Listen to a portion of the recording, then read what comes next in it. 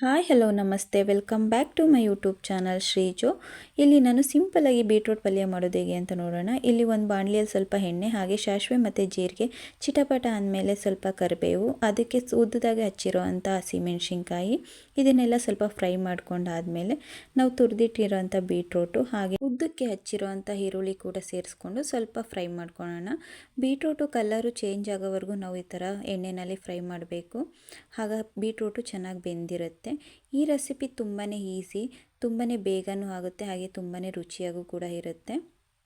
ಈಗ ನಾನು ಇದಕ್ಕೆ ರುಚಿಗೆ ತಕ್ಕಷ್ಟು ಉಪ್ಪನ್ನ ಸೇರಿಸ್ಕೊಂಡು ಮಿಕ್ಸ್ ಮಾಡ್ತಾ ಇದ್ದೀನಿ. ಹಾಗೆ ನಾವು ತುರಿದಿಟ್ಟಿರೋಂಥ ಹಸಿ ತೆಂಗಿನಕಾಯಿ ಹಾಕಬೇಕು.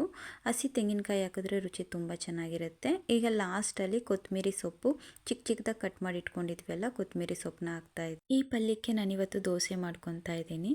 ತುಂಬಾ ರುಚಿಯಾಗಿತ್ತು, ನೀವು ಕೂಡ ಟ್ರೈ ಮಾಡಿ ನೋಡಿ. Thank you for watching all.